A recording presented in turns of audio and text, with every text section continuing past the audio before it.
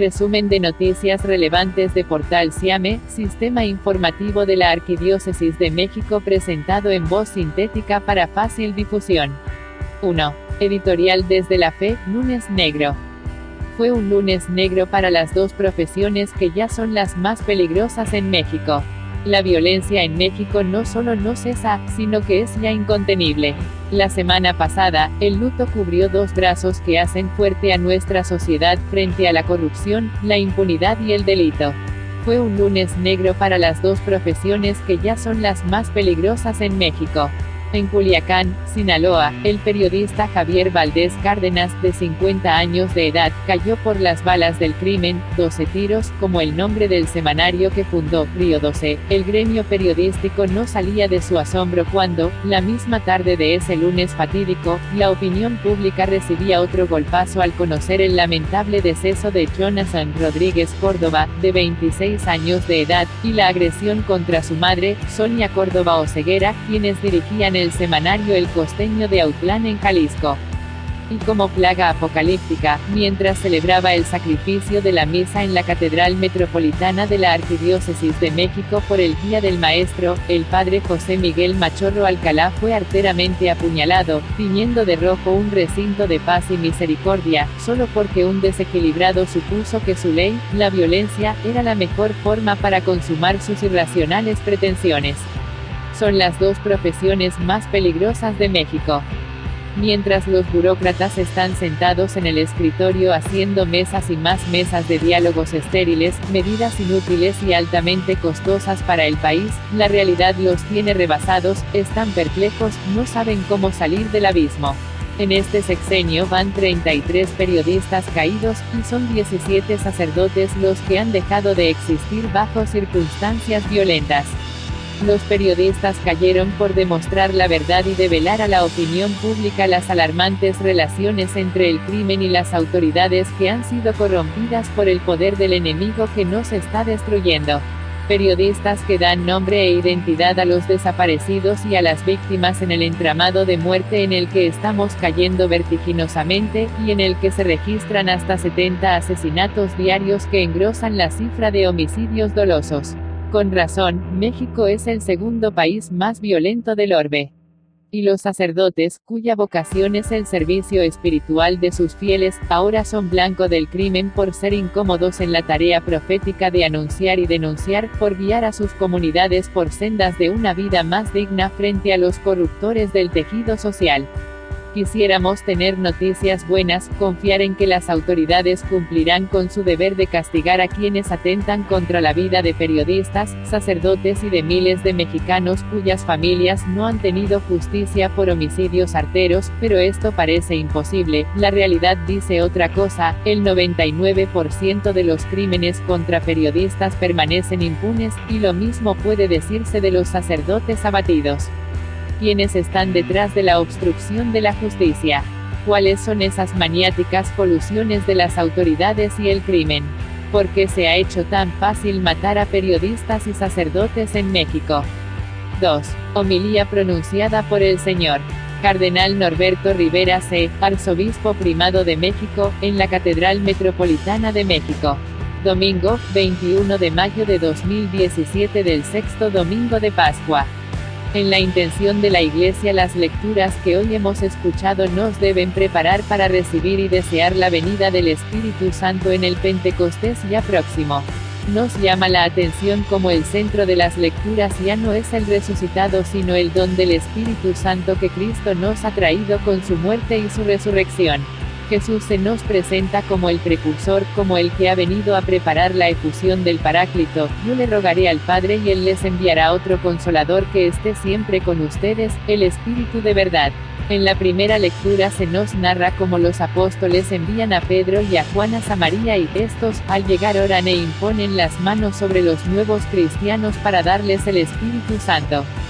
En forma muy precisa y concisa nosotros aprendimos en el Catecismo que el Espíritu Santo es la tercera persona de la Santísima Trinidad. Pues en verdad, el Espíritu Santo es una persona y no simplemente una energía impersonal o un soplo creador. Jesús mismo nos dice que el Espíritu Santo es enviado, que viene y que habita en nosotros. Es una persona que busca una relación, comunicación, permanencia en los discípulos del resucitado.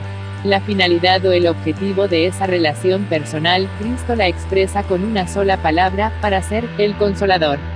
El término de Consolador llega a ser tan importante en San Juan que da la impresión que es el nombre propio del Espíritu Santo.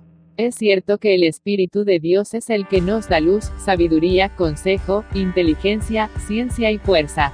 Pero en nuestro caminar por este mundo no solo necesitamos de luz para ver y de fuerza para actuar, necesitamos de consuelo para poder vivir, ya que el cansancio nos desanima, el futuro nos espanta, los amigos nos traicionan. La consolación de Dios se encarnó en Jesucristo, que pasó consolando toda clase de sufrimientos y nos dijo: vengan a mí los que estén fatigados y agobiados y yo los consolaré. Pero Jesús, antes de subir al Padre, le pidió nos mandara otro Consolador para que permaneciera siempre con nosotros. En este contexto es donde mejor podremos comprender la promesa del Espíritu Paráclito que acabamos de escuchar de labios de Jesús en el Evangelio de San Juan: si me aman, cumplirán mis mandamientos, yo le rogaré al Padre y Él les enviará otro Consolador que esté siempre con ustedes, el Espíritu de verdad.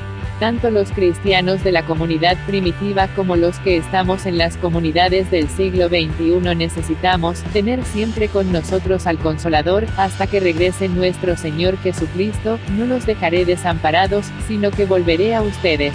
El Concilio Vaticano II, en su magnífico documento Gaudium et Spes, nos ofrece una visión clarísima de la misión del Espíritu Santo en esta etapa de la comunidad cristiana. La Iglesia, nos dice, está compuesta de hombres, los cuales, reunidos en torno a Cristo, son guiados por el Espíritu Santo en su peregrinación hacia el reino del Padre, y tienen un mensaje de salvación que proponer a todos.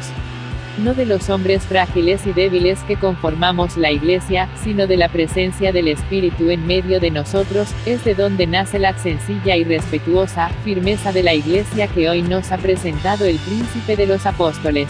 Los sufrimientos de la Iglesia son paralelos a los de Cristo, no pueden desembocar en la venganza o en la muerte, sino en la esperanza y en el bien, pues así como los sufrimientos de Cristo nos llevaron a la victoria sobre el pecado, sobre la injusticia y a la reconciliación con Dios y a la vida según el Espíritu, así la Iglesia debe tener la valentía de dar las razones de la esperanza a todos los que las pidieren, pero siempre con sencillez y respeto, con sinceridad, en paz con su conciencia, con claridad, para que queden avergonzados los que denigran la conducta cristiana.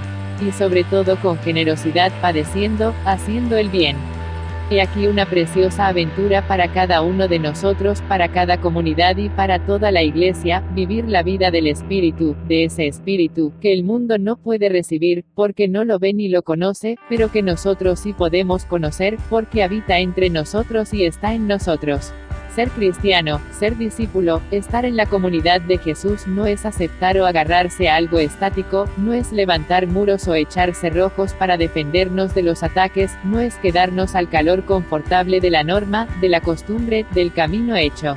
Ser cristiano es dejarse guiar por el Espíritu para recorrer los caminos del mundo y descubrir cada día la novedad de Dios, la novedad de la buena noticia, de la vida nueva, y comunicarla a todo aquel que quiera escuchar las razones de nuestra esperanza. Hoy, como siempre, el peligro está en no creer en la promesa de Jesús: yo les enviaré al Consolador que estará siempre con ustedes. El peligro está en creer que nosotros somos los que edificamos la Iglesia, que son nuestras estrategias y habilidades las que harán avanzar a la comunidad cristiana. Cuando nos dejamos llevar por estos falsos criterios, nos encerramos y nos replegamos ante los ataques y los proyectos de los poderosos. Cuando creemos en la palabra de Jesús: no los dejaré desamparados, sino que volveré a ustedes y permaneceré en ustedes, entonces con valentía y fortaleza anunciamos lo que hemos visto y oído. Entonces salimos y proclamamos en la plaza pública el nombre del Señor Jesús. Entonces nosotros, los débiles y pecadores, nos sentimos orgullosos de haber sido elegidos para formar la Iglesia de Cristo Jesús. 3. Muchos abortos suceden por ignorancia. BIPAC. La mayoría de las jóvenes que resultan embarazadas ignoran que lo que crece en su vientre es una vida y no un coágulo de sangre, como les hacen creer. Judith Arriaga. Vida y Familia AC. BIPAC es una institución con presencia en todo el país que apoya, de manera gratuita e integral, a mujeres embarazadas cuando éstas atraviesan por una situación complicada. En esta casa hogar se les proporciona alojamiento, alimentación, atención médica y psicológica, capacitación para el trabajo, formación humana, así como cursos y talleres para el cuidado y la educación de sus hijos. En entrevista para Desde la Fe, la subdirectora de Atención a Jóvenes Embarazadas, Judith Arriaga Muñoz, explicó que por lo general toda mujer que se acerca a BIPAC es porque está atravesando por una situación de desamparo durante su embarazo. En ocasiones puede tratarse de una adolescente a la que sus padres no han querido apoyar y está sufriendo la desolación, o como casi siempre ocurre, no tuvieron el respaldo de su pareja y se sienten vulnerables. Es cuando más requieren del apoyo de las instituciones para que les ayuden a salir adelante una vez que han decidido tener a su bebé. Sobre las mujeres que han tomado la determinación de abortar porque de esa manera solucionarán sus problemas, Judith Arriaga explicó que por lo general ignoran lo que realmente está ocurriendo en su vientre. Pero en BIPAC las hacemos conscientes de que se trata de una vida, y no de un simple coágulo de sangre como algunas personas les hacen creer.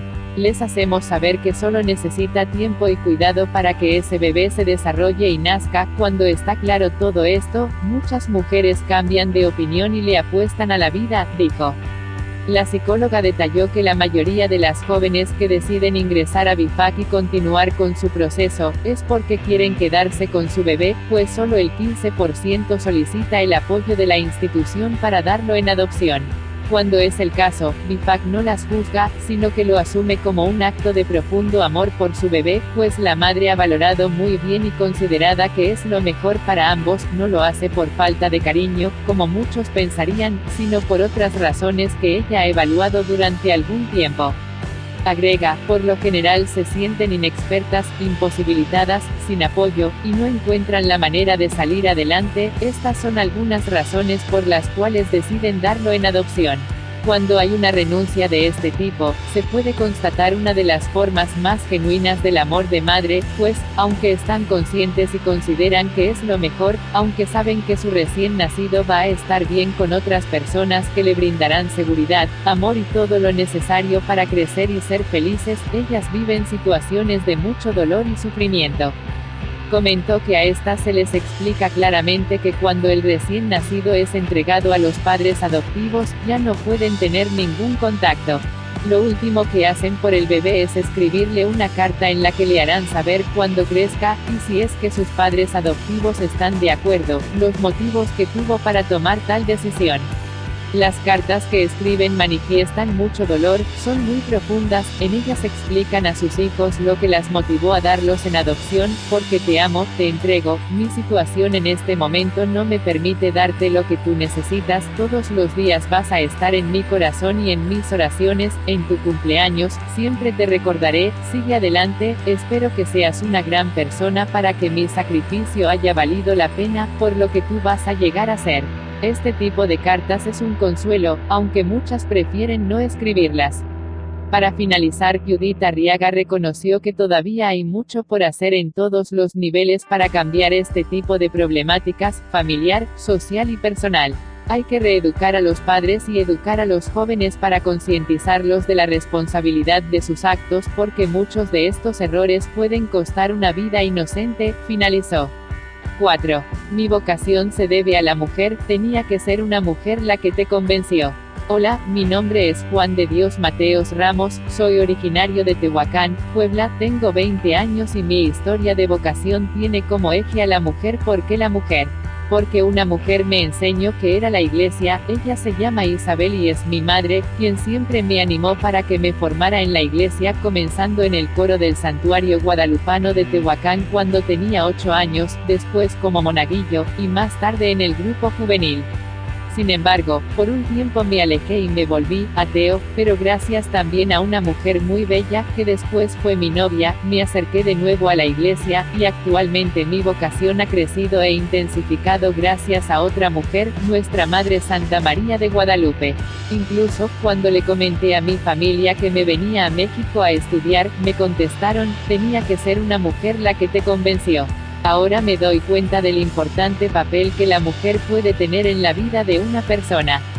Recuerdo mi etapa de rebeldía, me llegaba a fumar hasta una cajetilla diaria de cigarros, no entraba a clases y siempre me iba de pinta, entraba con mi hermana a la escuela, pero me saltaba la barda para ir a nadar o a echar cotorreo, hasta que un día entré al seminario y todo cambió. Algo curioso fue que pese a todo, nunca me dejó de llamar la atención el sacerdocio, cuando me decían, vamos a misa, iba con pretextos y todo, pero asistía.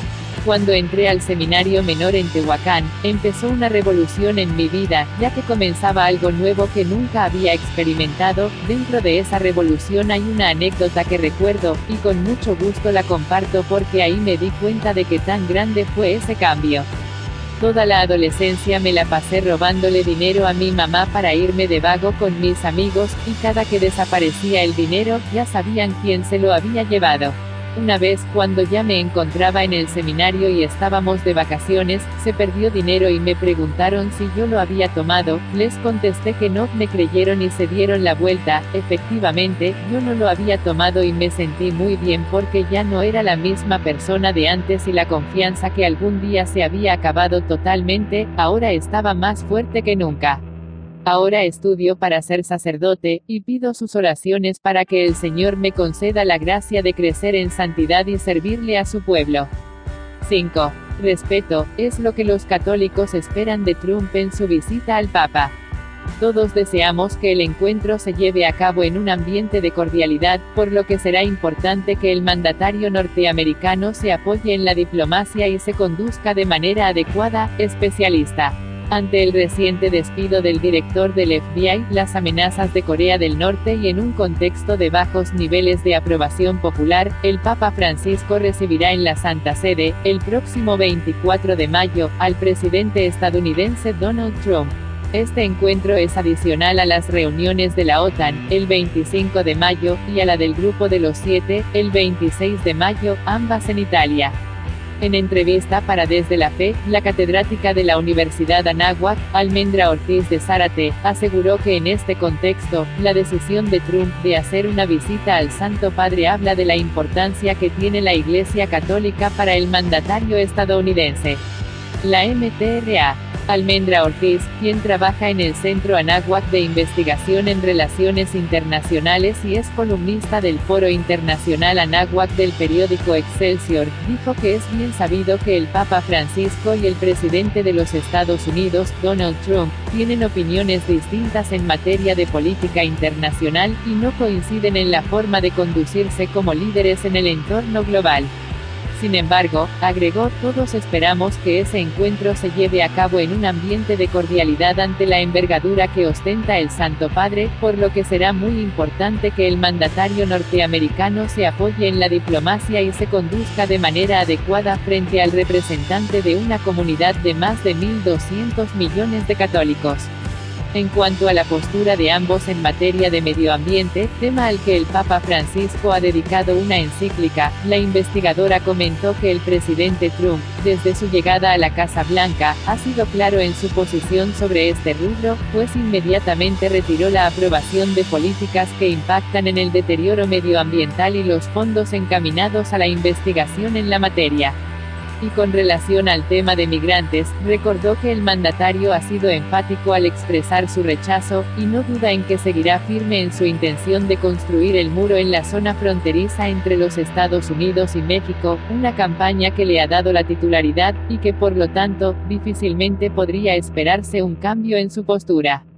Almendra Ortiz consideró que el Papa Francisco ha tenido mucho cuidado de no prestarse al juego de las efervescentes declaraciones hechas por el presidente Trump, pero a la vez, ha sabido mantener un discurso dirigido a la comunidad internacional opuesto al del mandatario, ha sido destinatario de un mensaje de paz y de respeto por la dignidad del ser humano, totalmente orientado a la construcción de puentes en lugar de muros.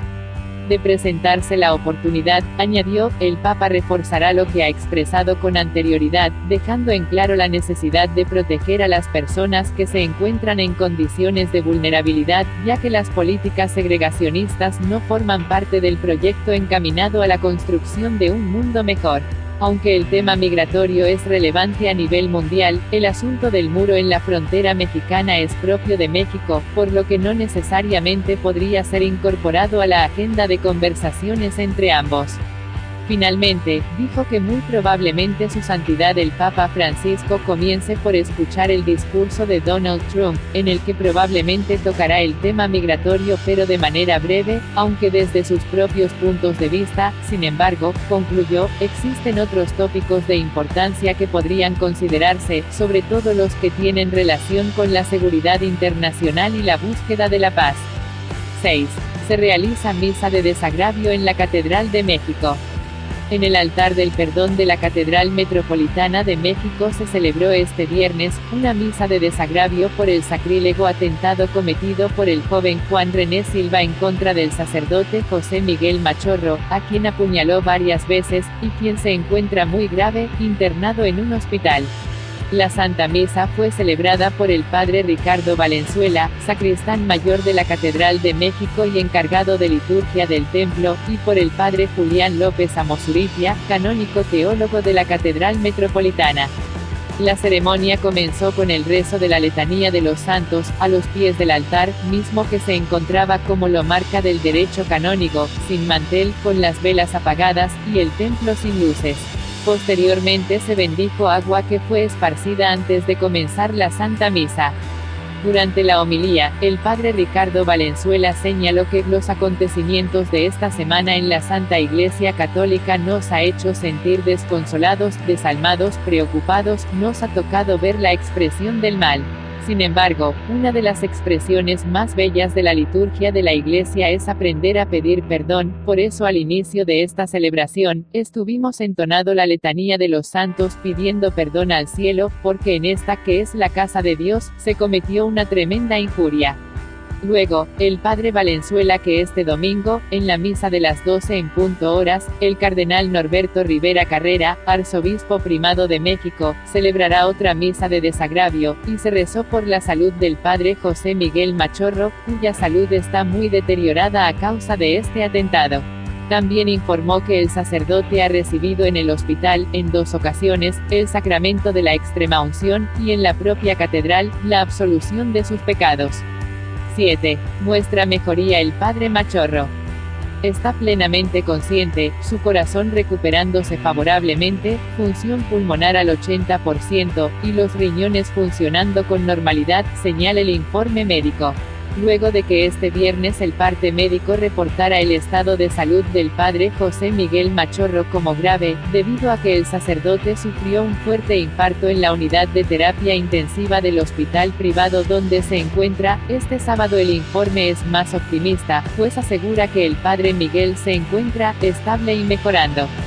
Está plenamente consciente, su corazón recuperándose favorablemente, función pulmonar al 80%, y los riñones funcionando con normalidad, señala el informe médico de esta mañana, aunque también aclara que persiste la parálisis del lado derecho del cuerpo, como consecuencia de un daño en el hemisferio cerebral izquierdo, infarto cerebral, debido a la falta de irrigación por la hemorragia severa que sufrió tras ser apuñalado en la Catedral de México. En tanto, un grupo de fieles de la arquidiócesis capitalina se sigue reuniendo a las afueras del Hospital Ángeles Mosel, donde se encuentra internado el padre José Miguel Machorro, para rezar el Santo Rosario por la salud del sacerdote de 55 años. Han anunciado que esta tarde, en punto de las 6 en punto horas, se volverán a reunir para elevar sus plegarias. El hospital se encuentra ubicado en la calle de Gobernador Gregorio Villa Gelati esquina con Gobernador Protasio Tagle, a 3 cuadras del Metro Juanacatlán. 8. Es un peligro para la sociedad que el atacante del padre Miguel Machorro quede libre. A nuestro parecer fue un dictamen superficial y precipitado. No se puede determinar la inimputabilidad de una persona como esta que presenta una personalidad tan compleja, en unos cuantos minutos. El padre Hugo Valdemar Romero, director general de Comunicación Social de la Arquidiócesis Primada de México, en conferencia de prensa, calificó de superficial y precipitada la decisión del juez que determinó inimputabilidad a la persona que trató de matar en plena misa en la catedral al padre José Miguel Machorro. A nuestro parecer fue un dictamen superficial y precipitado. no se puede determinar la inimputabilidad de una persona como esta que presenta una personalidad tan compleja, en unos cuantos minutos. Muestra que no tiene seriedad. Generalmente este tipo de dictamen se logra después de mucho tiempo de estudio, de varios estudios. Estamos en pláticas con algunas instancias para también nosotros tener una opinión seria al respecto de esta persona porque la resolución del juez fue totalmente inadecuada. El padre Hugo Valdemar explicó que desde hace 10 años, cuando hubo incursiones violentas en la catedral, desde entonces está aquí la Policía Federal y hay que reconocer que hacen un gran trabajo, pero a todas luces son insuficientes para cuidar de un recinto tan grande que recibe a diario más de 12.000 personas entre fieles y turistas, y se requiere de mayor seguridad, sobre todo de más elementos. Por lo que ha pasado sí nos queda en claro que se debe reforzar la vigilancia en la catedral. La semana que entra tendremos un diálogo con un representante de la Policía Federal, para ver qué se implemente y ver qué se hace para tener mayor seguridad, sobre todo a los fieles. Luego habló de las continuas agresiones contra periodistas y sacerdotes en todo el país. Se ha perdido todo sentido de respeto, de sacralidad. El hecho de que una persona sea sacerdote no le importa al crimen organizado. Ha habido secuestros, extorsiones, asesinatos de sacerdotes y esto también pone en una gran inseguridad en las personas porque, así lo dicen, si no respetan a un sacerdote, si no respetan un recinto sacro como es la catedral, ya no nos podemos sentir seguros en ningún lado. Luego explicó las causas por las que no existe un video del atentado contra el sacerdote en la catedral. Hace un año se implementó en la Catedral de México un sistema de cámaras muy sofisticado gracias al apoyo del gobierno de la Ciudad de México, pero, ¿por qué no tenemos imágenes de video del ataque de este agresor? Porque desde hace varios meses se decidió interrumpir el servicio de las cámaras porque se estaban quemando. Ya se habían quemado 3 cámaras, muy costosas, y eso es porque tenemos un problema en el sistema de luz que no se ha atendido. El cableado tiene más 30 años, está pésimo. De hecho se cumplieron 50 años del incendio en la catedral. Estamos en riesgo de que colapse la instalación eléctrica y provoque otro incendio. Hemos dicho una y otra vez a las autoridades, al INAH y no nos hacen caso, por eso se interrumpieron las cámaras. La catedral no es del señor Cardenal Rivera Carrera, no es de la iglesia, es un recinto federal y le toca al gobierno ser responsable de este tipo de situaciones. Finalmente, el padre Hugo Valdemar informó que este domingo, el cardenal Rivera Carrera visitó al sacerdote Miguel Machorro en el hospital y rezó por él, aunque no pudo platicar con él porque estaba sedado.